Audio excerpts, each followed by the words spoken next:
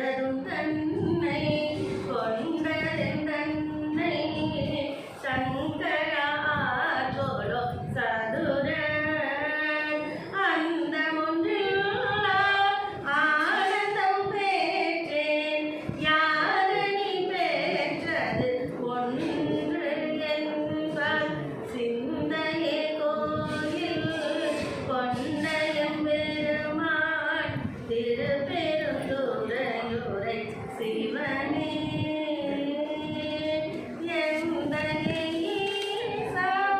உடலிடம் கொண்டாய் யானிடத்திலனோ கைமாறே. எல்லாருக்கும் வணக்கம். எனக்கு கொடுத்துருக்கிற தலைப்பு தந்ததும் தந்தை. இதனுடைய பொருள் பார்த்தோம்னா, அதாவது அவர் என்ன சொன்னார்னா, திருப்பெருந்துறையில் எழுந்தருளியுள்ள சிவபெருமானே, என் தந்தையே, என் மனத்தினையே உன் திருக்கோயிலாக கொண்ட எங்கள் பெருமானே, சுகத்தை கொடுப்பவனே, பண்டமாற்று வாணிபமாக நீ எனக்கு கொடுத்தது உன்னை, பெற்றுக்கொண்டது என் சுதந்திரத்தை. நல்லா கவனிங்க, அவர் என்ன சொல்றாரு, இந்த இடத்துலயே ஒரு இது சொல்றாரு, அதாவது என்ன நீ வாங்கிட்டேன்னு அவர் சொல்லல, சுகத்தை கொடுப்பவனே, பண்டமாற்று வாணிபமாக எனக்கு கொடுத்தது உன்னை, ஆனா பெற்றுக்கொண்டது என் சுதந்திரத்தைன்னு சொல்றாரு. என்னைன்னு அவர் சொல்லல. நம்ம சொல்றோம் நம்மளை எடுத்துட்டாங்க, ஆனா இந்த இடத்துல அவர் சொல்லும்போது பெற்றுக்கொண்டது நீ என் சுதந்திரத்தை. இது கண்ணாயிரம்மையா அவர்களுக்கு கொடுத்த உரை. இதை பற்றி நான் சொல்கிறேன். இந்த வாணிபத்தில் நான் உன்னிடமிருந்து முடிவில்லா ஆனந்தத்தை பெற்றேன். நீ என்பால் பெற்றது ஒன்று யாது? ஒன்றுமில்லை. ஆதலில் நம் இருவரில் திறமையாளர் எவர்? என் பருவுடலில் எழுந்தருளி உள்ளவனே, இந்த உதவிக்கு யான் செய்யக்கூடிய கைமாறு ஒன்றுமில்லை. அதாவது அவர் சொல்றது முதல்ல நமக்கு பார்க்கும்போது இதாக தான் இருக்கு. இப்போ அந்த இடத்துல நான் ஜீரோ ஆகிறேன். அவர் என்ன பண்ணுறாரு அப்படின்னு சொன்னால், இந்த இடத்துல நம்ம கவனிக்கணும். அவர் மாணிக்க சிவபெருமான் சொல்கிறாரு, அதாவது நீ உன்னை தந்துட்டேன் அப்படின்னு சொல்கிறதுக்கு ஒரு இது வேணும். நமக்கு தெரியணும் இல்லையா? நம்ம இப்போ எப்படி இறைவன் நம்மக்கிட்ட கொடுத்துட்டோம் அப்படின்னு நமக்கு எப்படி தெரியும்? நம்ம சொல்லலாம், அதுக்கு ஒரு பக்குவம் நமக்கு வேணும் இல்லையா? இப்போ நான் அவனுக்கு கொடுத்துட்டேன், என்னை கொடுத்துட்டேன்னு இறைவன் சொன்னான்னு அவருக்கு தெரியல. ஆனால் அவர் வாங்கிட்டது என்ன சொல்கிறாரு அந்த இடத்துல? என்னுடைய சுதந்திரத்தைன்னு சொல்கிறாரு. என்னோட சுதந்திரத்தை நீ வாங்கிட்ட. நீ என்னை வாங்கிட்டேன்னு சொன்னால் என்ன அர்த்தம்னா, என்னை என்னால் சிந்திக்க முடியாது வேற. ஏன்னு சொன்னால் நீ எனக்குள்ளே வந்துட்ட. அப்போ என்னாச்சு? என்னுடைய சிந்தை முழுக்க நீயாக தான் இருக்க. அப்போ என்ன ஆகும்? இப்போ நான் உன்னை பற்றி ஒருத்தரை பற்றி திங்க் பண்ணுறேன் அப்படின்னு சொன்னால், அந்த இடத்துல என்னுடைய திங்கிங் இல்லாமல் போயிடுது இல்லையா? என்னுடைய நினைப்புன்னு ஒன்று இல்லாமல் போயிடுது இல்லையா? அப்போ நான் அவரை பற்றி திங்க் பண்ண என்ன ஆகும்? அவருக்கு இது பிடிக்கும், அவருக்கு இது பிடிக்காது, இது பண்ணணும், அது பண்ணணும், அப்படி இருக்கணும், இப்படி இருக்கணும், இந்த இது ஓடிட்டே இருக்கும்போது என்ன ஆகும்? நமக்கு நம்ம செய்யறது செய்ய முடியாமல் போயிடும். அதான் உண்மை. நான் இது ரொம்ப அனுபவித்தேன். அவர் கரெக்டாக சொல்லியிருக்காரு. கண்ணாயிரம் அந்த அவர் சொல்கிறதுக்கு நான் முயற்சி, அவர் இப்படி தான் சொல்லியிருப்பாரு. என்னுடைய யோகம் இல்லைன்னா அவர் சொல்கிறது என்னுடைய சுதந்திரத்தை நீ பறிச்சிட்ட. ஏன்னு சொன்னால் நானா இல்லை. ஏன்னா நீ உன்னை எனக்கு கொடுத்துட்ட. உண்மையில பார்த்துட்டா நீ எனக்கு என்ன பண்ணிட்ட? உன்னை எனக்கு கொடுத்துட்ட. அதனால என்ன ஆகுதுன்னு சொன்னால், என்னால் சுதந்திரமாக செயல்பட முடியல. எதை பார்த்தாலும் நீங்கள் தோன்ற, எதை பார்த்தாலும் யாரை பார்த்தாலும் என்ன சொல்கிறேன், இது உனக்கு பிடிக்குமா பிடிக்காதா, சரி இந்த மாதிரி செஞ்சால் அவருக்கு பிடிக்குமா, நம்ம இந்த மாதிரி இருந்திருக்கேன். ஏன்னா இதுக்காக சொல்கிறேன். இப்போ அங்கிள் கிட்ட ஃபஸ்ட்டு முதல்ல நான் ஸ்கூல் படிக்கும்போது இருந்தப்போலாம் ஜனன் சுவாமிகிட்ட சொல்கிறேன். அவர்கிட்ட நான் இருக்கும்போது எனக்கு என்னென்ன தெரியாது. அவர் என்ன சொல்கிறாரோ செய்வேன். அது நல்லதா கெட்டதா, செய்யலாமா செய்ய வேண்டாமா, எதுவுமே தோணாது. அதாவது இது நம்ம கான்சியஸாக செய்யறதில்ல. அவர் சொல்கிறத செய்யணும் அப்படின்னு நான் கான்சியஸாக உணர்ந்தெல்லாம் செஞ்ச மாதிரி எனக்கு ஞாபகமே இல்லை. அவங்க சொல்லிட்டாரு செய்யணும், அவ்வளோதான். அந்த எண்ணம் மட்டும்தான் நமக்கு இருக்கும், வேற எதுவுமே இருக்காது. நான் என்னுடைய சிறிய இதுக்காக உங்ககிட்ட சொல்கிறேன். மாணிக்கவாசகரை என்னை ஒப்பிட்டு நான் சொல்லலை. பட் ஏன்னா இந்த அனுபவம் நம்ம எல்லாருக்குமே இருக்குது. நம்ம யாராவது இப்போ அவங்களே இப்போ கோயிலே நம்ம எல்லோரும் வரோம், நம்ம கவனம் எல்லாருமே இதை செஞ்சுட்டு தான் இருக்கோம். இப்போ சமைக்கணும் பண்ணணும் எதுவும் சொன்னால் நமக்கு ஏதாவது தோணுச்சுன்னா சில சமயம் தான் அவங்ககிட்ட சொல்லுவோம். இல்லைன்னா என்ன அவர் என்ன சொன்னாரோ அது மட்டும்தான் செய்வோம். அப்படியே யாராவது சொன்னா கூட உடனே என்ன சொல்லுவோம், அண்ணா இதான் சொல்லியிருக்காரு, அங்கிள் அவங்க ஒரு அண்ணா இதான் சொல்லியிருக்காரு, அங்கிள் இதான் சொல்லியிருக்காரு, இதை தான் செய்வோம். இது நம்ம எல்லாருக்கிட்டையுமே. அப்போ நம்ம ஒரு காரியம் செய்யும் போதே வந்து அதை எல்லாரும் நம்ம சேர்ந்து செய்யும்போது என்ன செய்வோம், யார் வந்து அதுக்கு தலைமையோ, நமக்கு எவ்வளோதான் கருத்து இருந்தாலும் அந்த தலைமை என்ன சொல்கிறாங்களோ அதை ஃபாலோ பண்ணுறதுல தான் நம்மளுடைய கவனம் இருக்குமே தவிர அந்த இடத்துல நம்ம இருக்க மாட்டோம். அப்படி நம்ம ஒவ்வொருத்தரும் 0 ஆகிறதுனால தான் நம்மளால எல்லா காரியங்களுமே செய்ய முடியும். இல்லை நம்ம வந்து அந்த இடத்துல நம்ம ஒவ்வொருத்தரும் நம்ம தலையிட்டு இருந்தோம்னா என்ன பண்ணுவோம், என்னதான் யார் வந்து என்ன சொன்னாலும் உடனே என்ன சொல்லிடுவோம், இல்லை அண்ணா இப்படி தான் சொல்லியிருக்காரு, அதாவது ஒரு சாமி சொன்னாங்கன்னா சாமி இப்படி தான் சொல்லியிருக்காரு, நீங்கள் எதுவும் குழப்பாதீங்கன்னு சொல்லிடுவோம். ஏன் அப்படி ஒவ்வொருத்தரும் நம்ம 0 ஆனாதான் காரியம் சிறப்பாக நடக்கும். நம்ம பார்த்து சொன்ன மாதிரி ஒவ்வொருத்தரும் ஒவ்வொரு இதை எடுத்துகிட்டு இல்லை நான் இப்படி தான் செய்வேன் அப்படிதான் செய்வேன்னு எடுத்தோம்னா அந்த காரியம் சிறப்பாக நடக்க முடியுமா? நடத்த முடியாது. அப்போ அவங்க நம்மளுக்கு கொடுத்துட்டாங்க என்னது, இப்போ இதை ஒவ்வொருத்தரும் நம்ம அனுபவிக்கணும். நம்ம ஒவ்வொருத்தருக்கும் ஒவ்வொரு பொறுப்பு கொடுத்துருக்காங்க. அப்போ அந்த பொறுப்புல வந்து அவங்க வந்து நம்ம கிட்ட அவங்கள முழுமையாக கொடுத்துட்டாங்க. இது நம்ம எல்லாருமே அனுபவிக்கிறோம் இல்லையா? இப்போ ஒரு சமையல்னா இவங்க இந்த குரூப்பு, இதுக்குன்னா பூஜைக்குன்னா இந்த குரூப்னா அவங்க சொன்ன அவங்களே என்ன சொல்லுவாங்க, நம்ம யாராவது போய் கேட்டோம்னா பூஜை போய் அப்பா கிட்ட கேளுங்க, இதுவா ராணிகிட்ட கேளுங்க, சமையலா யசோதா கிட்ட கேளுங்க சொல்றாரு இல்லையா? ஏன் அவரை வந்து அந்த பிரிவை வந்து அவங்க கிட்ட கொடுத்துட்டாங்க முழுமையா. ஏன் நீங்கள் அதை செஞ்சால் அவங்க செஞ்சால் கரெக்டாக செய்வாங்க, நம்ம என்ன சொல்கிறோமோ அதை அவங்க கரெக்டாக புரிஞ்சுட்டு செய்வாங்க. அதனால் அவங்களுக்கு வந்து பொறுப்பு கொடுத்துட்டாங்க. அப்போ அவங்க சொல்கிறத தான் மற்றவங்க கேட்கணும், அது அவங்க சொல்கிறது இல்லை. என்ன அங்கிள் அவங்களுக்கு கொடுத்த இன்ஸ்ட்ரக்ஷன், அப்போ அதை கேட்டு நம்ம எல்லாருக்கும் ஃபாலோ பண்ணுவோம். அப்போ அந்த இது என்ன ஆகும், நம்மளுடைய அந்த இடத்துல வந்து நம்மளுக்கு சுதந்திரம், நம்ம வந்து அதை வந்து எவ்வளோ சிறப்பாக செய்யணுமோ அதில் இருக்க சுதந்திரம் தனி. ஏன்னா அங்கிள் நம்மளுக்கு பொறுப்புன்னு கொடுத்துட்டாரு இல்லையா? நல்லா யோசிக்கல. இப்போ நம்ம அதே ஆனால் அவங்க இன்னொன்று நம்ம யோசிக்கணும், அவங்க கொடுக்கும்போதே நமக்கு எது பிடிக்குமோ அதை கொடுப்பாங்க. அதுதான் அதில் இருக்கிற ஸ்பெஷலே. நமக்கு பிடிக்காதவங்க அவங்க கொடுக்க மாட்டாங்க. நம்ம யோசிச்சிட்டே இருப்போம், நமக்கு இப்படி கொடுத்தா பரவாயில்ல, இப்படி பண்ணால் பரவாயில்ல அப்படின்னு யோசிப்போம். அதுதான் நமக்கு வந்து சேரும். அதனால் நம்ம என்ன பண்ணுவோம், குஷியாக செய்ய ஆரம்பிச்சிடுவோம். அது அவங்களுக்கு தெரியும், இந்த மாதிரி இந்த விஷயத்தை இவங்ககிட்ட கொடுத்தா செய்வாங்கன்றது. அவங்க நம்மளை விட கிளாடி. அதாவது ஏன்னா நமக்கு என்ன கொடுப்போமோ அதை கொடுத்தாதான் நம்ம சிறப்பாக செய்வோம், அந்த விஷயம் சிறப்பாக நடக்கும். அதனால் அதை வந்து நமக்கு அவங்க வந்து அந்த நம்மளுடைய இதெல்லாம் கவனித்து நம்மளுடைய பிரியம் என்ன அப்படிங்கிறத பார்த்து தான் கொடுப்பாரு. அதே மாதிரி தான் எம்பெருமான் வந்து மாணிக்கவாசகர் வந்து சாதாரண விஷயம் இல்லை. அவர் என்னன்னா அவருடைய ஒரு துளி அணுகுலையும் ஒரு மயிர்கால் தோறும் அவரை இறைவன் வந்து அனுபவிச்சார். இப்போ நான் வந்து அங்கிள் ஒரு கேள்வி கேட்டுட்டே இருந்தேன், நீங்கள் எவ்வளோ மாணிக்கவாசகர் பற்றி சொல்லும்போது அவர்லாம் அப்படி இல்லை அப்படின்னு சொல்லும்போது அவர் எப்படி புரிஞ்சுக்கிட்டாரு? இப்போ தந்ததும் தன்னைன்னு சொல்கிறோம் நம்ம, அவர் பாடியிருக்காரு இல்லைன்னு சொல்லலை. ஆனால் தந்ததும் தன்னை அப்படின்னு சொன்னால் அதான் சொல்கிறேன், அவர் கொடுத்துட்டாருன்னு எப்படி தெரிஞ்சுக்கிறது? இப்போ நமக்கு இதெல்லாம் வெளிப்படையாக தெரியுது. அங்கிள் வந்து சொல்கிறாரு, சரி அம்மா ஏதாவது சமையல்லாம் எசக்கிட்ட அம்மாக்கிட்ட கேளுங்கம்மா, பூஜைன்னா பாபண்ணாக்கிட்ட கேளுங்க, உங்ககிட்ட கேளுங்கன்னு சொல்லி தெரிஞ்சுது. பட் இவருக்கு எப்படி தெரிஞ்சது இறைவன் வந்து இவருக்குள்ளே வந்துட்டாரு அப்படின்னு? அந்த பக்குவம் அவருக்கு இருந்தது இல்லையா மாணிக்கவாசகர் பெருமானுக்கு? அதுக்கு என்ன இது அப்படின்னு சொன்னால், அதுக்கு அவர் சொல்கிறாரு, நம்ம அங்காடி அதாவது தந்ததுண்டனைக்கு அவருக்கு கண்ணாயிரமையா சொல்லும்போது அங்காடி சென்று ஒரு பொருளை வாங்கும் பொழுது வாங்கி எப்படி அதன் விலையை கொடுப்பது ஒரு வகை. நம்ம போய் கடையில் போய் ஏதோ ஒரு பொருள் வாங்கும்போது நம்ம என்ன பண்ணுவோம், நம்ம வாங்கும்போது அதை கையில் வாங்கிட்டு எவ்வளோமே கேட்டு பணம் கொடுக்குறது ஒரு வகை. வேண்டும் பொருளுக்கு விலையை கொடுத்து விட்டு பிறகு பொருளை, அதாவது நம்ம பொருளை வாங்கினாலே காசு ஒரு தடவை கொடுத்துருவோம், அல்லது பொருளை வாங்கினதுக்கு அப்புறம் பொருளை விலை கொடுப்போம். ரெண்டில் ஏதோ ஒன்று தான் நடக்கும். அதே மாதிரி இவர் சொல்கிறாரு, இறைவன் வந்து ஆன்மாவாகிய என்னை தேடி வந்து விலையாகிய தன்னை முதலில் கொடுத்து விட்டு பண்டமாகிய என்னை அதன் பின் பெற்றுக்கொண்டான் என்றவாறு அப்படின்னு சொல்கிறாரு. முதல்ல வந்து விலை கொடுத்துட்டான்.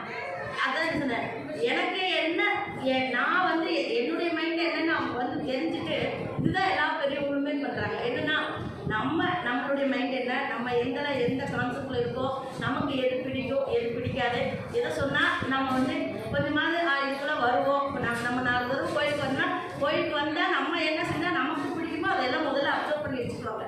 அப்புறம் அதை தான் சொல்லி நம்மளை கூப்பிடுவாங்க. ஏன்னா அவங்க சொல்கிறது நம்ம கேட்க போகிறதுல நமக்கு நல்லாவே தெரியும். அதனால் அவங்க என்ன பண்ணிடுறாங்க, நம்ம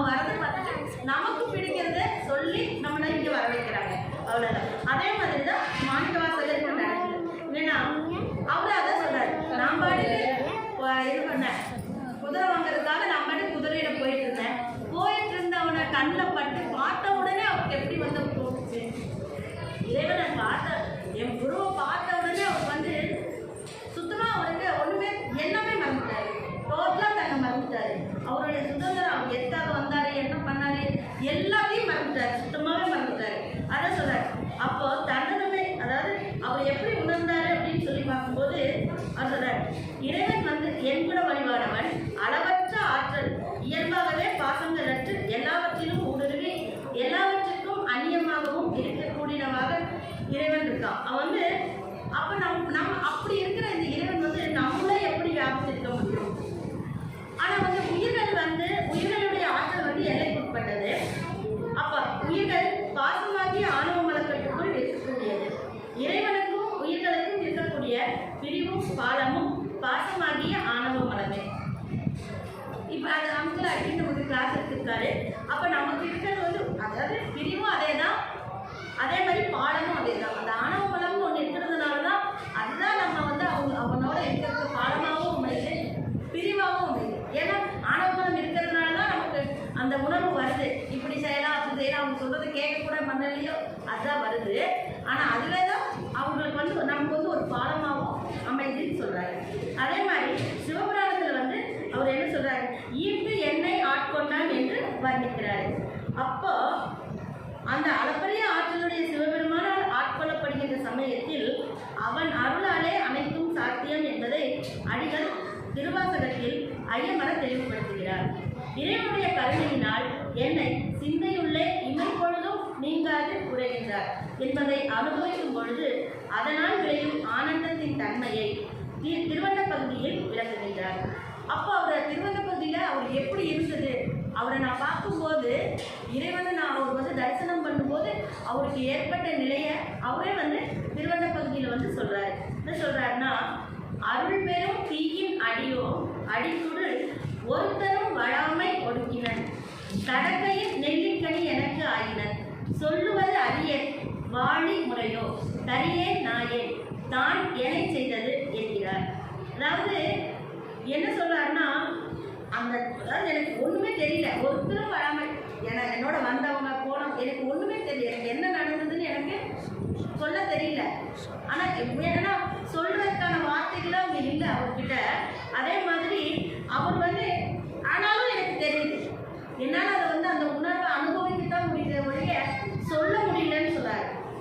நான் சொன்னேன், கடக்கையும் நெல்லிக்கனி எனக்கு கண்ணுனா தெரியும், நான் நெல்லிக்கனி மாதிரி எனக்கு கையிலே கிடைச்சிருச்சு. ஆனாலும் அந்த அனுபவத்தை வந்து அனுபவிக்கத்தான் முடியுதே தவிர குறைக்க முடியல அப்படின்னு சொல்றாரு. அப்ப நீங்க என்னதான் என்ன செஞ்சீங்க அப்படின்னு சொல்லி கேட்கிறாரு.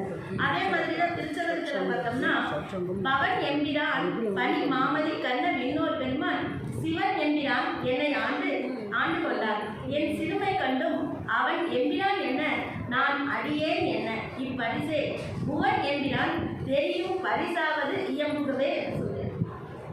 அதாவது அவன் வந்து என்னை ஆண்டு கொண்ட, அவ்வளவுதான் எனக்கு சொல்ல முடியுது, என்னால அதை வார்த்தைகளால விவரிக்கவே முடியல அப்படின்னு சொல்றாரு. ஆனா என்கிட்ட இருக்கிறது ஒண்ணுமே இல்லை, என்னோட சிறுமையை பார்த்து கூட. ஆனா அவன் ஏன் இந்த பரிசை வந்து எனக்கு கொடுத்தான் அப்படின்னு தெரியல அப்படின்னு சொல்லி, ஏன்னா அவன் புவனத்துக்கே முடியவன், புவனத்தை விட புவனத்தை அனைத்து அண்டசராசங்கள் அனைத்தையும் காத்து பராமரிச்சு எல்லாம் பண்ணிட்டு இருக்கான். அவன் வந்து என்கிட்ட ஏன் வந்தா, என்னோட சிறுமையை பார்த்து ஏன் வந்தான்னு எனக்கு தெரியல அப்படின்னு சொல்றாரு. அப்போ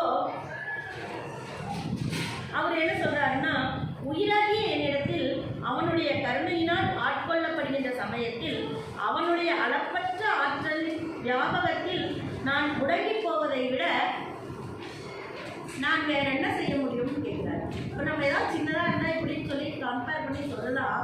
ஆனா இந்த உலகம் பூரா அவர் தான் வியாபிச்சிருக்காரு.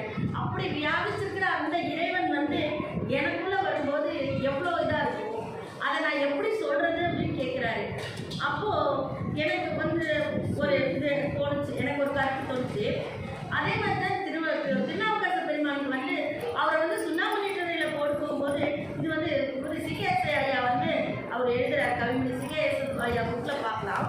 அதாவது மாணவர் பிறப்பிடித்த திருநாவுக்கரசு பெருந்தகை சுண்ணாம்பு நீற்றறையில் நடந்த நிகழ்வுக்கு விளக்கம் கொடுக்க முனைந்த தவத்திரு கவிமணி சிகேஎஸ் ஐயா அவர்கள் உரைத்ததை நினைவு கூறலாம். சுண்ணாம்பு நீற்றறையில் இருந்த திருநாவுக்கு பெருந்தகை உடம்பு 7 நாட்கள் சிதைவு படாது இருந்த அற்புதத்தை விளக்கும் பொழுது அவர் சொல்றாரு, அதாவது திருநாவுக்கரசு பெருந்தகை வந்து தசகாரியத்தின் 9வது நிலையாகிய சிவயோகத்தில் கிடைத்ததாகவும் சிவபோகம் நிகழ்ந்ததாகவும் உரைக்கின்றார். அதாவது சிவயோகத்தில் திளைத்திருக்கின்ற திருநாவுக்கரசு பெருமான் வந்து தன்னுணர்வு, அதாவது சிவபெருமானுடைய பேருணர்வில் அடங்கி ஒன்றி இருந்தது அப்படின்னு சொல்றாரு. இது நம்ம அங்கே வந்து அப்படியே எடுத்துக்காரு. அவர் வந்து சிவ யோகத்துல வந்து திளைத்திருந்து அவர் சிவபோகத்துல திளைத்தாரு அப்படின்னு சொல்லியிருக்கோம். அதாவது வந்து சுண்ணாம்புலியில் இருந்த அவர் சமயத்தில் வந்து சர்வ வியாபகத்தில் எல்லைக்குட்பட்ட உயிரின் வியாபகத்தன்மை ஒடுங்கி இருந்தது அப்படின்னு சொல்லி சொல்றாரு. அதாவது சிவபுராணத்தின் பலனை உரைக்கின்ற அடிகள் சொல்லக்கரியானை சொல்லி திருவடிக்கல்னு சொல்றோம். அவனை வந்து சொல்லவே முடியாது, நம்ம இப்படிதான் அப்படிதான் சொல்லவே முடியாது. ஆனாலும் நம்மளால என்ன முடியுமோ அதை மட்டும் நம்ம முடிஞ்ச அளவுக்கு சொல்லி நம்ம அவரை வந்து வழிபடுறோம். அதை எப்படி வந்து சொல்ல முடியும், அதாவது எப்படின்னா அது அங்கிளும் அடிக்கடி உதாரணம் சொல்லியிருக்காரு. சொல்ல தெரியாதவன் தான், ஆனால் சொல்ல முயற்சிப்பது எப்படி இருக்குன்னா, உப்பு பொம்மையை வந்து நம்ம கடலில் போய் கலக்கிற மாதிரி தான் இருக்கும். உப்பு பொம்மையை கடலில் கரைக்கும் போது அதில் என்ன இருக்கும், ஒன்றுமே இருக்காது இல்லையா அப்படின்னு சொல்லி நம்ம அதை எடுத்துக்கலாம். அதே மாதிரி தான் அவர் பகவான் ராமகிருஷ்ணா சொல்லும் பொழுது இதை சொல்கிறாரு. அதாவது உன்னை எனக்கு கொடுத்ததா நம்ம அவரை வந்து நம்ம விவரிக்கலாம் அப்படின்னு சொல்லி முயலும் போது விவரத்தில் வந்து எல்லைக்கு உட்பட்டு தான் அமையும். நம்ம என்னதான் ஒரு இறைவனை பற்றி நம்ம சொல்லணும் அப்படின்னு முயற்சி பண்ணாலும் அது வந்து நம்ம எல்லை கொடுத்தா, ஏன்னா நமக்கு அவ்வளோதான் நம்மளுடைய சென்ஸ், நம்மளுடைய உணர்வு. நம்ம என்ன சொல்லலாம், இப்போ குழந்தைங்கிட்ட கேட்டால் உனக்கு எவ்வளோ வேணும், இப்போ ஏதாவது சாக்லேட் வேணுமா, ஏதாவது வேணும்னா என்னன்னு சொல்லுவாங்க, இவ்வளோ வேணும்னு கேட்பாங்க. அவங்களுக்கு என்ன தெரியும், கை இவ்வளோ வச்சுக்கிட்டா நான் நிறைய இருக்கும் அப்படின்னு சொல்லி சொல்லுவாங்க. அந்த மாதிரி நம்ம அவங்க சொல்ல முயற்சி பண்ண எடுத்துருவோம். நமக்கு என்ன தோணுதோ அது தான் ரொம்ப பெருசாக நினச்சிட்டு நம்ம வந்து கேட்போம் அப்படிங்கிறது ராமகிருஷ்ண பரமஹம்சர் சொல்லியிருக்காரு. அதே தான் இது வந்து அவர் வந்து அதே சொன்னார். திருவாசகத்திலேயே நிறைய இடத்துல மாணிக்கவாசக பெருமாள் சொல்லியிருக்காரு. அதே மாதிரி தான் திருவண்ண பக்தியில் வந்து மைக்கால் தோறும் ஆனந்தத்தை தேங்கிட செய்தவன் சொல்றாரு. ஆனாலும் நான் என்னால் முடிஞ்ச வரைக்கும் அவனை சொல்றேன் அப்படின்னு சொல்லிட்டு திருவாசகம் முழுக்க அதை வந்து சொல்லிட்டே இருக்காரு. தன்னுடைய சிறுமையும் அவனுடைய பராக்கிரமத்தையும் அவர் அனுபவிச்சதையும் மாறி மாறி சொல்லிக்கிட்டே இருக்காரு. இதை இப்படியே பார்த்துட்டே இருக்கும்பொழுது இது மாதிரி எல்லா பெரியவங்களும் இப்படியே அனுபவிச்சுட்டே இருக்காங்க. அதே மாதிரி தாய்மான சாமி பாடலே அது ஒரு பாட்டு இருக்கு, எல்லாம் உன் அருமையே எல்லாம் உன்னுடைய செயலே முடியும்.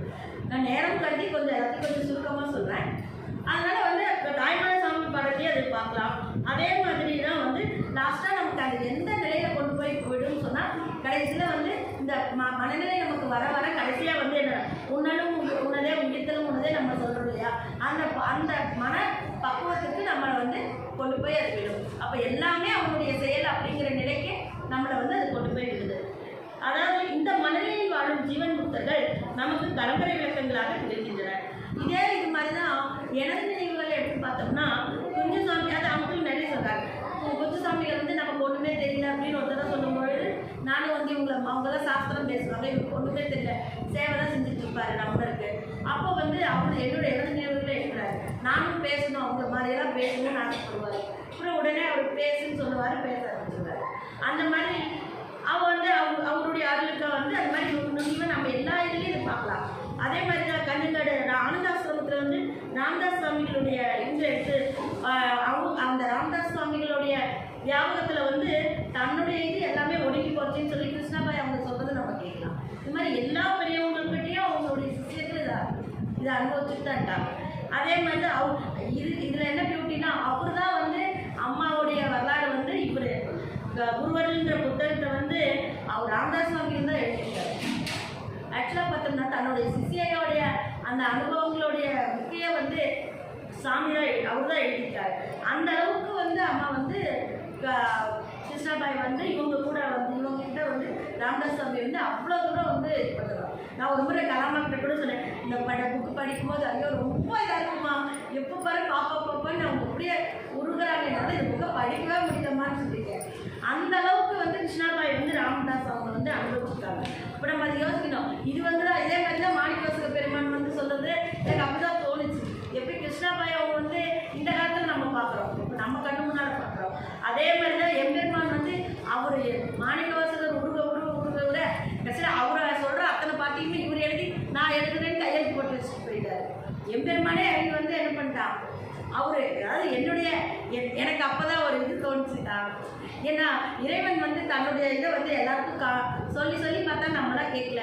சரி இப்படியாவது அவங்ககிட்ட தன்னை வெளிப்படுத்திக்கலான்னு சொல்லி வந்து எழுதி வச்சுட்டு போயிட்டாரோ வாங்கி வளர்க்க முடியுமா அப்படின்னு தோணுச்சு. அப்போது இவங்க கிருஷ்ணாபாய் வந்து அவங்களுடைய அனுபவத்தை இவரே எழுதுறாரு. தன்கிட்ட அவங்க எப்படி இருந்தாங்கங்கிறத இவரே எழுதுறாரு.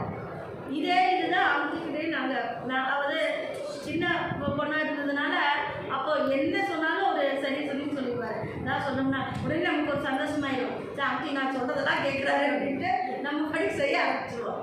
அந்த உற்சாகத்துக்காகவும் அதுக்காகவும் நம்ம என்ன செஞ்சாலும் வந்து அவங்க வந்து எடுத்துக்கிறாங்க. இது வந்து எல்லா பெரியவங்களோட வாழ்க்கை. ஏன்னா அவங்க முழுமையாக வந்து அவங்கக்கிட்ட சரணடைஞ்சதுனால நடந்ததாக இருக்குது. நம்ம சாதாரண விஷயமா எடுத்துக்க முடியாது. இப்போ கிருஷ்ணாபாய் இது அவங்க எழுதுன மாதிரி இதில் பார்த்தீங்கன்னா மாணிக்கவாசக பெருமாள் வந்து எந்த இடத்துலையுமே வந்து ஒரு இடத்துல கூட ஒரு வார்த்தையில கூட தன்னை உயர்ந்தவன்னு சொன்னதே இல்லை. நான் ஏன் நாயக்கடையன் அவர் எந்த அளவுக்கு இளைநிலைக்கு போக முடியுமோ அந்த அளவுக்கு இளைநிலைக்கு போயிட்டு தன்னை குறிப்பிடுறாரு. அதுவே எம்பெருமானை குறிப்பிடும்போது மட்டும் எல்லாம் அவரால் எவ்வளோ முடியுமோ அவ்வளோ உயர்த்தி எம்பெருமானை வந்து சொல்லிகிட்டே வராரு. அப்போ அதே மாதிரி தான் இதை வந்து பார்க்கும்போது ராமகிருஷ்ண மடம் நிறுவும்போது அவர் விவேகானந்த சாமியும் வந்து இதை அனுபவிச்சிருக்காரு. அப்போ ராமகிருஷ்ண பரமஹம்சா வந்து விவேகானந்தர்கிட்ட சொன்னதாக சொல்லியிருக்காரு. என்னன்னா ஒரு முறை வந்து ராமகிருஷ்ணர் சொன்னாராமா, அதாவது நீ என்னை வந்து உன் தோழியில் தூக்கி கொண்டு போய் எங்கே வச்சாலும் அது மரத்தடியாக இருந்தாலும் சரி குடிசையாக இருந்தாலும் சரி நான் அங்கேயே இருப்பேன் அப்படின்னு சொல்லியிருக்காராமா. அப்படின்னு சொன்னதுனால தான் அவர் வந்து அவர் சொல்கிறாரு. இப்போ விவேகானந்தரோட வாழ்க்கை வரலாறு படிக்கும்போது அவர் சொல்கிறாங்க, அதாவது புதிய மடம் அமைக்கும் பொழுது நானே வந்து அவருடைய அஸ்தி எடுத்துட்டு வரேன்னு சொல்லி அவர் வந்து விவேகானந்தரை வந்து எடுத்துகிட்டு வந்து வச்சுட்டு சொன்னாராமா. இது வந்து இவர் வந்து இங்கே ரொம்ப நாளாக நெடுங்காலமாக இருப்பார், இது வந்து நிச்சயம் அப்படின்னு சொல்லி சொன்னாராமா. இது நம்ம அங்களோட வாழ்க்கையிலும் ஜனக சுவாமிகளோட வாழ்க்கையே நடந்து இப்போ நம்ம பீடா எடுத்துகிட்டு வரும்போது கூட அங்கிள் அதை சொல்லியிருக்காரு. அங்கே மூத்த பீடத்தை எடுத்துகிட்டு வரும்பொழுது உணர்ந்து சாமி சொல்லலாம் சொன்னார். அவர் கோயிலுக்குள்ளே எங்கே வச்சா நீங்கள் எங்கே வைக்கிற அங்கேயே ஐக்கியமாயிடுவார் பகவானே பார்த்துன்னு சொன்னார். அப்போ கூட கொஞ்சம் கூட கிராஸாக இருக்குன்னு சொல்லி சொன்னாங்க. ஆனால் இது இனிமேல் ஒன்றும் பண்ண முடியாதுன்னு சாமி சொன்னார். அது மாதிரி அவங்க எங்கே வேணாலும் வந்து இருப்பேன். ஏன்னா அவங்க தன்னை முழுமையாக கொடுத்துட்டாங்க. அது இறைவன்கிட்ட அவர் முழுமையாக கொடுத்துட்டாங்க. அதே மாதிரி தான் விவேகானந்தா கிட்ட ராமகிருஷ்ண பரமஹம்சர் வந்து அவருடைய இதுக்கு வந்து முழுமையாக கொடுத்துட்டாரு. என்ன பண்ணாலும் சரி அப்படின்னு. அது ஜெகநாத சுவாமிகளுக்கு அதுதான் நடந்தது. அவர் முழுமையாக வந்து விஸ்வநாதருக்கு தன்னுடைய முழுசாக அனுபவிச்சு முழுசாக ஒப்படைச்சிட்டாரு. அதனால் அவர் இந்த சந்நிதி முழுக்க நம்ம எங்கே வச்சிருந்தாலும் அவர் நார்மலாக இருக்கும்போது அப்படி தான் சொல்லுவார். கருவறையில் போய் நீங்கள் மூர்த்தம் கழுவுறதும் ஒன்று தான், காரையில் கழுவுறதும் ஒன்று தான், ரெண்டுமே ஒன்று தான். இங்கேயும் விஸ்வநாதர் தான் இருக்காரு, அங்கேயும் விஸ்வநாதர் தான் சொல்லுவார். அப்படி இருக்கும்போது நம்ம மூர்த்தம் வந்து நம்ம எங்கே வச்சிருந்தாலும் அவர் அங்கே இருந்திருப்பார். கண்டிப்பாக எங்கேயுமே போயிருக்க மாட்டார். இது வந்து நம்ம சித்தர் பெருமான் கூட சச்சங்க வந்து குரு சீடன் தன்மைகளை பற்றி சொல்லும்போது அங்கிள் அடிக்கடி இதை சொல்லியிருக்காரு வகுப்பில். உண்மையான சீடனுக்குரிய தகுதி என்னவெனில் குருநாதன் எதனை மையமாக வைத்துக்கொண்டு தனது ஆன்மீக அனுபவத்தில் உரைகின்றானோ அதையே தனது வாழ்க்கையை குறிக்கோளாக கொண்டு வாழ்வது. அதே மாதிரி தான் உண்மையான குருவின் இலக்கணத்தை பற்றி கூறும்போது தாம் எதை அனுபவித்தோமோ எந்த உயர்நிலையை அனுபவித்தோமோ அந்த நிலையை தனது அன்பிற்குரிய சீடனும் அனுபவிக்கும்படி உணர்த்தி வழிகாட்டுவதே குருவின் இலக்கணம் அப்படின்னு. இது நம்ம கண்ணு முன்னால் ரெண்டு பேரை பார்த்துருக்கோம். ஒன்று நம்ம அங்கிள் ஜெகநாத சுவாமிகள், ரெண்டாவது நம்ம சாமி. ஏன்னா ஆரம்ப காலங்களில் வந்து சாமி சித்தர் பெருமான் வந்து சாமியை பிள்ளைன்னு சொல்லிட்டு இருந்ததை பார்த்தோம். பிள்ளை எழுந்தருவான் பிள்ளை அப்படின்னு சொல்லிட்டு. ஆனால் பின்னால் வந்து சாமியை வந்து ஒரு பீடம்னு தான் சொல்லிட்டு இருக்காரு. பீடம் தவத்தில் உள்ளது அப்படின்னு தான் சொல்லியிருக்காரு. அப்போ அது பார்க்கும்பொழுது இது நமக்கு வந்து நம்ம வந்து சாஸ்திரம் வேதத்தில் சொல்லுது, புராணத்தில் சொல்லுதுனால இல்லை, நம்ம கண்ணு முன்னால் நம்ம பார்த்துட்டு தான் இருக்கோம். இது ரெண்டுமே இது வந்து சாத்தியம். காரணம் சித்தர் பெருமான் தான் சாமி வந்து ஆதாரம். அதே மாதிரி ஜெகநாத சுவாமிகளுக்கு விஸ்வநாதர் தான் ஆதாரம். இது வந்து ஃபஸ்ட்டு நான் வந்து இதுவாக இந்த பாட்டுக்கு இதுக்கு வந்து நான் சொன்னது முதல்ல நான் வந்து அங்கிளை சந்தித்தப்போ ஜெகநாத சுவாமிகளை சந்தித்தப்போ முதல்ல இந்த பாட்டு தான் இருக்காங்க. நான் கட்டேன் ஒரு அழைப்பு தானே அதுக்கு பிட்டு பேப்பரான்னு எனக்கு தெரியல. நான் ஃபஸ்ட்டு வந்து உள்ளே வரும்போது அன்னைக்கிய பாட்டு கேட்டு தான் வந்தேன். அதுக்கப்புறம் அங்கிட்ட பார்க்கும்போது அதாவது அங்கிளை சந்திக்கும் போது அந்த ஒரு பாடம் தான் எழுதியிருந்தாரு, அதுதான் பாடிட்டு இருந்தார். 6வது படிச்சுட்டு இருந்தேன். சேலத்துலேருந்து வந்தப்போ நான் இந்த இதுக்காக இதை சொல்கிறேன், ஸ்லோகத்துக்காக இதை சொன்னேன். அப்போ வந்து இந்த பாட்டு எனக்கு வந்து ஒரே இது வந்து அதுதான் எனக்கு வந்து ஆதாரமாக அமைஞ்சது. இந்த பாட்டு வந்து நான் ஒரு பேப்பர்லையா அல்லது அழைப்புதலில் பார்த்தேனான்னு தெரியல. முதல்ல பார்த்த பாட்டு இது. யஸ்யதேவே பராபக்தி யதாதேவே ததாகுரு தஸ்யதே கதிதா ஹத்தா பிரகாஷண்டே மகாத்மனகன்னு இருந்தது. ஸ்வேதா ஸ்வதர கோதிஷன். இது வந்து அந்த இதை பார்த்த உடனே அங்கிட்ட கேட்டேன், இது என்ன இது எப்படி கொஞ்சம் அதுக்கு முன்னால் ஒரு தடவை 2 நாளில் பார்த்துருப்பேன்னு நினைக்கிறேன். இதை பார்த்தோன்னே கேட்டேன், இது என்ன ஸ்லோகம் அப்படின்னு கேட்டேன். இது ஒரு உபநிஷதமா அப்படின்னு சொன்னார். உபநிஷத பாடலை அப்படின்னு சொன்னார். இதுக்கு என்ன, அதுக்கு கீழே அந்த அர்த்தமும் இருந்தது. தெய்வ பக்தியும் அது போலவே குரு பக்தியும் யாருக்கு உண்டோ அவனுக்கே பெரியவர்களுடைய கருத்து விளங்கும்னு இருந்தது.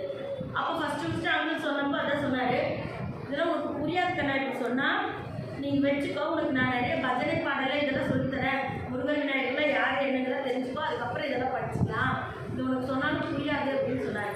அப்போ சொன்னார், அது ஒன்றும் இல்லை, நீ சாமி நல்லா கும்பிட்டீங்கன்னா நல்லா பண்ணிங்கன்னா அவங்களுக்கு வந்து நம்ம என்ன சொல்கிறோம்னு தெரியும்னு சொல்கிறாங்க, அவ்வளோதான், இது ஒரு சம்மந்தம் இல்லாத டாபிக் எடுத்து வச்சுருன்னு சொன்னார். அதுக்கப்புறம் ஒரு ஸ்லோகமும் இதெல்லாம் சின்ன சின்னதாக சொல்லி கொடுத்தாரு, குரு ஸ்தோத்திரம் இதெல்லாம் சொல்லி கொடுத்தாரு. அதுக்கப்புறம் வளர அப்புறம் சாமியோடைய நோட்ஸ் வந்து ஆரம்ப காலகட்டங்களில் போதனை என்னெல்லாம் பிரித்து புக் போடும்போதெல்லாம் அப்போல்லாம் அப்புறம் நிறைய சொல்லி சொன்னார். அதாவது அதான் சொல்லுவார். அப்போ தான் எனக்கு இப்போ வந்து அது சொல்லணும்னு தோணுச்சு. நான் மாணிக்கவாசக பெருமான் வந்து அந்த மாதிரி தான் அந்த பெரியவங்க வந்து என்ன நினைக்கிறாங்க, இப்போ அவர் தந்துட்டாரு இவருக்கு அப்படின்னு சொல்கிறதுக்காக இந்த ஸ்லோகத்தை நான் சொன்னேன். தந்ததும் தன்னை அப்படின்னு அவர் அனுபவிக்கிறாரு அப்படின்னு சொன்னால் அவங்க வந்து எது செஞ்சாலும் அவங்களும் அடிக்கடி சொல்லுவார். நான் அதை ஜெகநாத சுவாமிகள் வந்து சொல்லுவார், நான் எதாவது சொன்னால் நான் சொல்கிறேன்னு நினச்சிக்கிறாங்க, இது நான் சொல்லலை, எனக்கு உணர்த்தப்பட்டது, எனக்கு சொல்லப்பட்டது, அதைத்தான் நான் சொல்லிட்டு இருக்கேன், அது யாருமே புரிஞ்சிக்க மாட்டேங்கிறாங்கன்னு ரொம்ப வருத்தப்படுவார். தன்னுடைய கருத்தாவே எல்லாரும் எடுத்துக்கிறாங்க அப்படின்னு சொல்லிட்டு. ஏன்னா அவங்களுடைய மனநிலையை நம்ம தெரிஞ்சுக்கணும் அப்படின்னு சொன்னால் அவங்களுடைய மனநிலைக்கு போனால் தான் தெரியும். நம்மளால் வந்து என்னதான் நம்ம முயற்சி பண்ணாலும் ஓரளவுக்கு தான் அவங்களுடைய மனநிலையை நம்மளால் வந்து ஃபீல் பண்ண முடியும், உணர்ந்துக்க முடியும். அதில் அவர் பராபரப்பட்டிருக்காரு நம்மகிட்டலாம். அதான் சொன்னார். ஏன்னா இதுக்கு சுந்தர பெருமான்னு சொன்னார், அவங்க வந்து அந்த நிலையை அடைஞ்சிட்டாங்க, அதனால வந்து அவங்களுக்கு தெரியுது. ஆனால் நமக்கு வந்து அந்த தெரியாதனால நம்ம அதை விளையாட்டுத்தனமாக எடுத்துக்கிறோம். சொல்லும்போதுதான் சரி நம்ம அங்கிள் தானே, நம்ம மனம் தானே, சரி நம்ம சொன்னால் கேட்டுக்குவாரே, இது என்ன இருக்குது அப்படின்னு சொல்லிட்டு சரி அவர் ஏதோ புலம்புறாருன்னு சொல்லிட்டு நம்ம விட்டுடுறோம். நம்ம பல விஷயங்களை செய்யறதே இல்லை. சுந்தர பெருமான் அதை சொன்னார். ஆனால் அவங்களுக்கு எப்படி அது கிடைச்சிருக்கு அப்படின்னு சொன்னால் அதை அவர் சொன்னார், நான் ஏன் பல நாளும் நினைப்பின்றி மனப்பின்னை பேயாய் திரிந்தே பேராக அருள் பெற்றேன், வேயார் பெண்ணை தென்பால் என்னை நல்லூர் ஆயாய் உனக்கு ஆளே இனி அல்லே எனலாவே. அப்போ பெரியவங்க வந்து கொஞ்சம் கொஞ்சமாக இப்போ நம்ம வரும்போது எப்படி இருந்தோம், சன்னிதிக்கு வரும்பொழுது இப்போ நம்மளுடைய மனநிலை எவ்வளவோ மாறி இருக்கு. இப்போ முதல்ல அங்கே சொன்னது நம்ம கேட்டு ஃபாலோ பண்ணுறதுக்கும் இப்போ ஃபாலோ பண்ணுறதுக்கும், அதே மாதிரி ஜெகநாத சுவாமிகள் இருந்தப்போ நம்ம எடுத்துக்கிறதுக்கும் இப்போ தாராளத்தில் இருக்கும்பொழுது நம்ம எடுத்துக்கிறதுக்கும் நிறைய வித்தியாசம் இருக்குது. முதல்ல 10 கொண்டு எடுத்துருந்தோம், இப்போ ஒவ்வொன்றுக்கும் ஒவ்வொரு எடுத்துக்கிறோன்னு நான் நம்புகிறேன். ஏன்னா அப்போ நமக்கு அவ்வளோதான் நம்மளுடைய கெப்பாசிட்டி. நான் தவறாக எடுத்துக்க வேண்டாம், நான் அப்படி தான் இருக்கேன், உங்களையும் சேர்த்து சொல்லிட்டு இருக்கேன். அப்போ வந்து நம்மளுடைய நம்மளும் பக்குவப்பட அவங்க சொல்கிறதுல வந்து நம்ம வந்து அதை ஃபாலோ பண்ண முடிஞ்ச வரைக்கும். பட் இப்படி தான் வந்து பெரியவங்க வந்து முழுமையாக தன்னை கொடுத்துட்டாங்க. இப்போ அதே சுந்தரனோட இதிலே நம்ம பார்க்கலாம். இது வந்து எல்லா அடியார்களுக்கும் வந்து பொருந்தும். அப்போ ஒவ்வொருத்தரும் வந்து அவங்களாம் அதை வந்து உணர்ந்துட்டாங்க. ஒவ்வொரு இதுலேயும் வந்து எம்பெருமான் வந்து ஒவ்வொருத்தருக்கும் ஒவ்வொரு மாதிரி ஆட்கொண்டார். மாணிக்கவாசகருக்கு வந்து திருப்பரங்குன்றம் குருவடியில் மரத்தடியிலிருந்து அவரை வந்து சித்தனாக்கிட்டாங்க. அதே மாதிரி நாவுக்கரசர் பெருமானுக்கு சூளை நோயை கொடுத்து அவரை வந்து ஆட்கொண்டாங்க. இந்த மாதிரி எல்லா பெரியவங்களுக்கும் அவங்க வாழ்க்கையில் பார்த்தோம்னா ஏதோ ஒன்று நடந்துகிட்டே இருக்கும். அது அந்த மாதிரி ஒவ்வொன்றும் கொடுத்து அவங்க வந்து தன்னோட இதாக செஞ்சுட்டாரு. இப்படி ஞானசம்பந்தத்துக்கு வந்து ஞானப்பால் கொடுத்து வந்து அவங்கள வந்து ஆட்கொண்டார். இது வந்து அவரவங்களுடைய உயிரின் நிலையை பொறுத்து தான் வந்து அவர் ஆட்கொள்றாரு.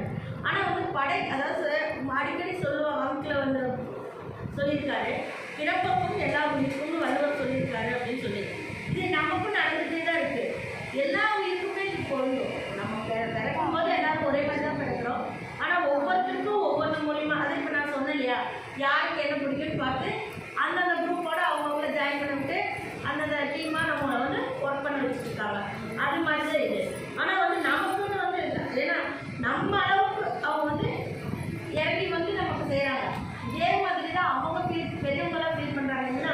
இறைவன் வந்து நமக்காக இறங்கி வந்து அவனே நமக்குள்ள இருந்து வழி நடத்துறான் அப்படின்னு சொல்லி நம்ம எல்லாருக்கும் தோன்ற மாதிரி தான். நம்ம ஏன்னா நம்ம புரிஞ்சுக்கணும் அப்படின்னு சொன்னா நம்ம லெவல்ல இருந்து புரிஞ்சுட்டாதான் புரிஞ்சிக்க முடியுங்கிறதுக்காக சொல்றேன். நம்ம என்னதான் ரொம்ப தூரமா இருந்தாலும் இப்போ குழந்தைகிட்ட சொல்லும்போது என்ன சொல்லுவோம், அவங்களுக்கு புரியுற மாதிரி அவங்களுக்கு மாதிரி சொல்லுவோம் இல்லையா, அதே மாதிரி தான். அதே மாதிரி நம்ம பெரியவங்க எல்லாருக்குமே வந்து இந்த இது நடந்துட்டு தான் இருக்கு. அப்படின்னு சொல்லும்போது அதை சொல்லுவேன், வாழ்க்கைங்கிறது ஒன்று தான். இப்போ நான் வந்து உலக வாழ்க்கை ஆன்மீக வாழ்க்கைன்னு தனியாக இல்லைன்னு சொல்லி அடிக்கடி சொல்லிட்டே இருப்பாரு. அப்போ வந்து நம்ம வந்து யாரை வந்து லட்சியமாக கொள்கிறோம், எந்த வாழ்க்கையை வந்து லட்சியமாக வச்சுக்கிறோங்கிறது தான் முக்கியம். நம்ம இல்லறத்தில் இருக்கிறோமா துறவத்தில் இருக்கிறோமாங்கிறதுலாம் முக்கியமே இல்லை.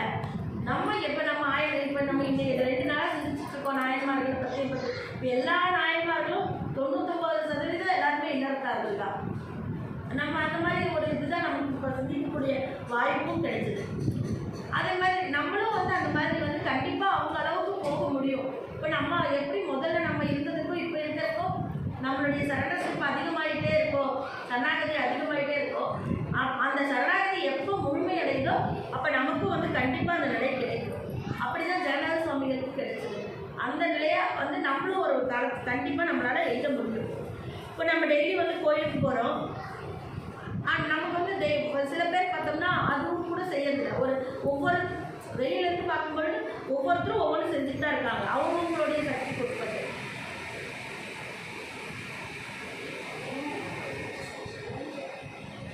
அது நான் எந்த அளவுக்கு நம்ம வந்து இறைவன்கிட்ட நம்ம ஒப்பு கொடுக்குறோமோ அல்லது குருநாதன்கிட்ட ஒப்பு கொடுக்குறோமோ அந்த அளவுக்கு வந்து நம்ம வந்து கண்டிப்பாக வந்து இதை வந்து நம்மளால் சாதிக்க முடியும்.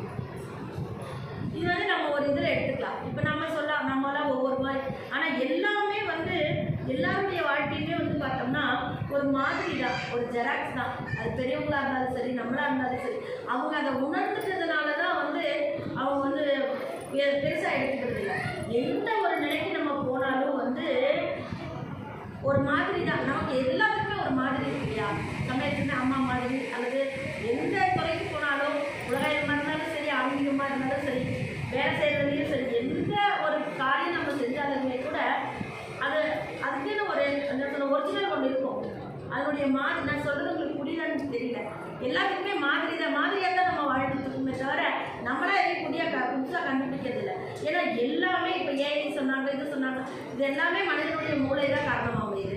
நம்மளே தான் கண்டுபிடிக்கிறாங்க, மனுஷங்களே தான் கண்டுபிடிக்கிறாங்க. அது எல்லாத்துக்குமே வந்து மாதிரி முதல்ல இல்லையான்னு கேட்டால் இருக்குது. இப்போ நம்ம பார்த்த மாதிரி அந்த காலத்தில் அப்படின்றத கூட இப்போ பேசிகிட்டு இருந்தோம். அந்த காலத்துலேயும் இருந்திருக்கு, அந்த காலத்துலேயும் என்னது சோதனையும் இருந்திருக்கு, வேதனையும் இருந்திருக்கு, குழம்புகளும் இருந்திருக்கு. இதெல்லாம் நம்ம நேற்று சிந்திச்சுட்டு இருக்கோம். எல்லா அடியார்களுடைய வரலாற்றையும் பார்த்துட்டே இருக்கோம். அதனால் எல்லாமே மாதிரி தான். அப்போ மாதிரியாக இருக்கும் பொழுது அப்போ ஒரிஜினல் எங்கேயாவது இருக்குன்னு தான் அர்த்தம்.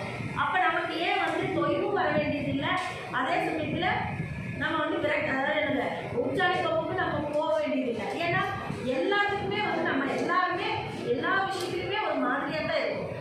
ஒரு மாதிரியாக ஜெராக்ஸ் மாதிரி. அதாவது நமக்கு முன்னால் ஒருத்தர் இருந்துருக்காங்க. இதான் அடிக்கடி சொல்லுவாங்க, நம்ம என்னதான் உயரத்தில் பிறந்தாலும் நமக்கு ஒரு மேலே ஒரு பறவை பறந்துட்டு இருக்கு அப்படின்னு சொல்லி அவங்க அடிக்கடி சொல்லியிருக்காரு. நம்ம இந்த உதாரணத்தை எல்லா உபநிஷத்துலையும் பார்க்கலாம். நம்ம எதை மையமாக வச்சுட்டு வாழ்கிறோமோ அதுதான் வந்து நமக்கும் வந்து திரும்ப வரும். இப்போ மாணிக்கவாசகர் பெருமாள் என்ன பண்ணாரு, எம்பெருமானையே நினச்சிட்டு இருந்தாரு. அவர் எந்த ஒரு இதை பார்க்கும்போதும் எம்பெருமானையே நினைப்பு பேச்சு எல்லா செயல் முழுக்கவே அவராகவே இருந்ததுனால தான் அவரை வந்து அடைய முடிஞ்சது. ஏன்னா கடைசியில் அவர் என்ன சொல்கிறாரு, திருவாசகம் முழுக்க எழுதிட்டு அதனுடைய பொருள் என்னன்னு கேட்கும்போது என்ன சொல்கிறாரு, சிற்றம்பலமுடையானதான் கை காமிக்கிறார். அதே தான் இங்கே தாய்மானவரும் இதை சொல்லியிருக்காரு. என்ன சொல்லியிருக்காருன்னா, யாதொன்றை பாவிக்க நீ அதுவாதலால் உன்னை நான் என்று பாவிக்க அத்துவித மார்க்கம் உள்ளலாம். இப்போ இதை பார்த்தோம்னா என்னன்னா, அவர் எம்பெருமானையே பாவிச்சுட்டதே இருந்ததுனால தான் இவரை சுத்தமாக தன்னோட சுதந்திரத்தை இழந்ததுனால தான் என்னாச்சு அவர் வந்து இவருக்குள்ள போக முடியுது. இப்போ ஒரு இடத்துல ஒரு பொருள் இருக்கும்பொழுது இன்னொரு பொருள் அதுக்குள்ள போக முடியாது இல்லையா. இப்போ அந்த இடத்துல காலியாக இருந்தாலொழிய அவங்க வரமாட்டாங்க. இப்போ நம்ம எப்போ வந்து ஜீரோ ஆகிறோமோ எந்த அளவுக்கு எப்போன்னு சொல்ல முடியாது. அப்போ எந்த அளவுக்கு நம்ம எந்த பர்சன்டேஜ் ஜீரோ ஆகிறோமோ அந்த அளவுக்கு பர்சன்டேஜ் அவங்க நம்மளை எடுத்துக்குவாங்க. அப்படி பார்க்கும்போது எது நல்லது இப்போ அவங்க பூபதி கூட சொன்னாங்க. அப்போ நம்ம எந்த அளவுக்கு நல்லதை வந்து ஃபாலோ பண்ணி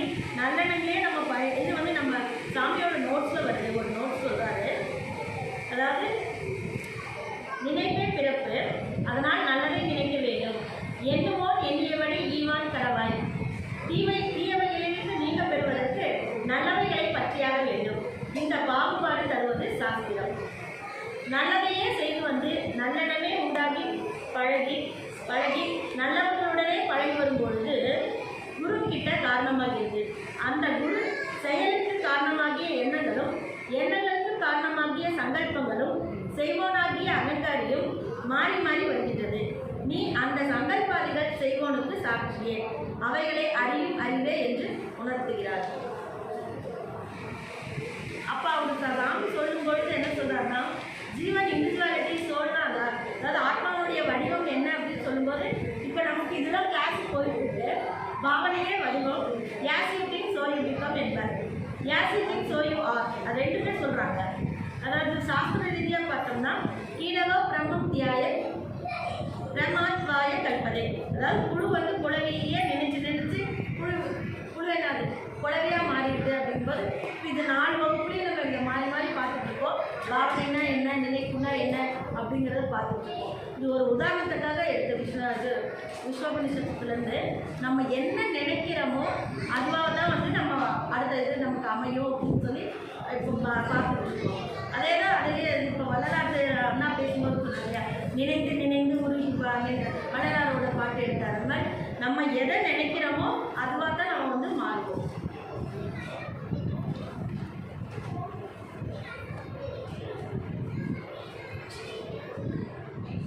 இதில் வந்து ஒரு இது பார்த்தோம்னா, இப்போ பெரியவங்களும் அப்படி தான் வந்து எல்லா இதுலேயுமே இருக்காங்க இந்த உலகத்தை. அதாவது இப்போ எம்பெருமான் வந்து திருப்பரங்குன்றையில் வந்து அவர் ஆட்கொள்ளும் போது எப்படி வந்து மாணிக்கவாசகர் வந்து அவரால் ஈர்க்கப்பட்டாரோ அதே மாதிரி தான் ஜெகநாத சுவாமிகளும் வந்து விஸ்வநாதரால் வந்து ஈர்க்கப்பட்டார். இப்போ நம்மளும் எல்லாம் வந்து சந்நிதிக்கு வந்துருக்கோம்னா நம்மளும் ஏதோ ஒரு நாள் ஈர்க்கப்பட்டிருக்கோம். அது அவங்களா, அது ஜெகநாத சுவாமிகளாக இருக்கலாம். மேக்ஸிமம் 90% அவருடைய பேச்சு அவருடைய நடவடிக்கைகள் தான் நம்மளை வந்து இங்கே ஈர்க்குது. இது மாதிரி ஒவ்வொருத்தருக்குமே அது வந்து இருந்துகிட்டே இருக்குது. அவர் அடிக்கடி சொல்லியிருக்காரு. அதாவது விஸ்வநாதர் அவர் சந்திக்கும் போது அவர் இவருக்கு எழுதின வாசகம் வந்து ஸ்லேட்டில் எழுதுனதே அப்படி தான் எழுதியிருக்காரு. சக்திசாரம் செய்து முன்னேறுவோமாக, வி ஆர் த டிராவலர்ஸ் இந்த ஸ்பிரிச்சுவல் பாத் என்ற எண்ணத்துடன். அதாவது நம்ம ஆன்மீகமாக நம்ம முன்னேறுவோம், நம்மளாம் வந்து ஒரே ட்ரெயினில் பிரயாணம் பண்ணக்கூடிய பிரயாணிகள் அப்படின்னு தான் அவர் வந்து எடுத்து காமிச்சிருக்காரு. அப்போ அவரது வாழ்க்கையை தியானம் பண்ணி எப்படி வந்து குழு வந்து குழவியாக மாறுதோ, குழவியை நினச்சி குழவியாக மாறுற மாதிரி அவரும் வந்து இவருடைய இதை வந்து அனுபவிச்சிட்டாரு.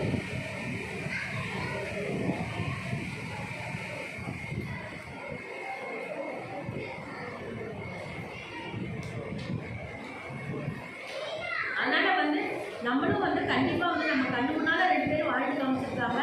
நம்மளும் வந்து கண்டிப்பாக அந்த நிறையா நம்ம சந்தோஷம், நம்ம இங்கே வந்தால் கோயிலுக்கு வந்தால் ரொம்ப சந்தோஷமாக இருக்குது, ஃப்ரீயாக இருக்கும் அப்படின்னு சொன்னால் நம்மளால் முடிஞ்ச அளவுக்கு சந்நிதிக்கு வந்து சேவை செய்வோம்.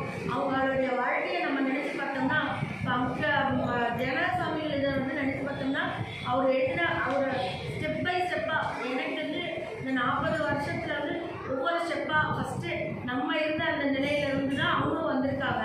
ஆனால் முற்பதிகள் செஞ்சதுலேருந்தே அவங்க டக்குன்னு ஒரு ஸ்டேஜுக்கு வந்துட்டாங்க. பட் நம்ம இப்போ தான் ஸ்டார்ட் பண்ணியிருக்கோம்.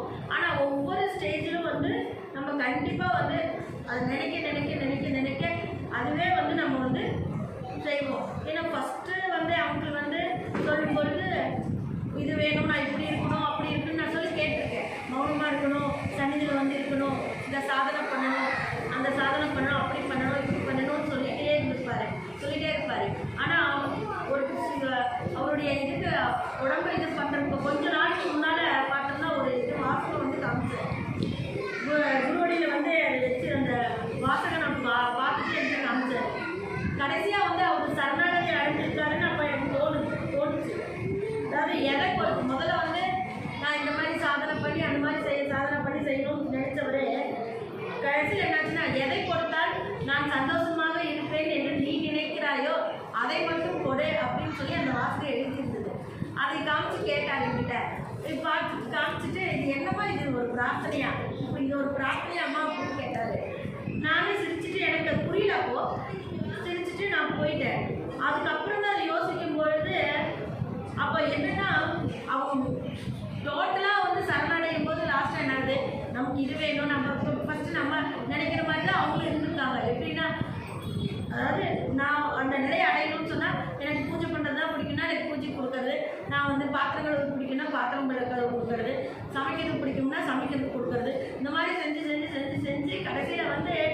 நம்மளா நினைப்போம். ஃபர்ஸ்ட் வரும்போது இந்த மாதிரி இருந்திருக்கும் நம்மளும். அப்போ வேற ஏதாவது இருந்தால் நமக்கு அப்செட் ஆகிடும். அப்போ என்ன சொல்லுவோம், இல்லைண்ணா எனக்கு இது வேண்டாம், அங்கிள் எனக்கு இந்த இது வேண்டாம், நான் செய்யணுமா அப்படின்னு கேட்போம். கடைசியில் ஒவ்வொன்றா நம்மளும் இது செஞ்சுருக்கோம்.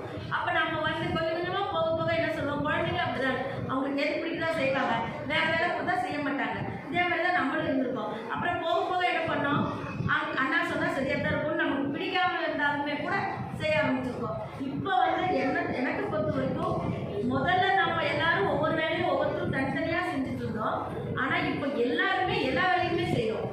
இதுக்கு காரணம் என்னன்னா, அவங்க நமக்கு கொடுத்த இது ஒன்று. ரெண்டாவது, நம்மளும் அதை முழுமையாக ஏற்றுட்டோம். முழுமையாக ஏற்றுக்கலைன்னா அது நம்மளால் இந்த மாதிரி செய்ய முடியாது. அப்போது இதே இது அப்படியே கண்டினியூ ஆச்சுன்னா கண்டிப்பாக நம்ம எல்லாருமே ஜெனரல் சுமைகள் அடைஞ்ச நிலையை நம்மளும் அடைய முடியும். அடைவதற்காக எம்பெருமான பிரார்த்தனை பண்ணிக்கலாம்.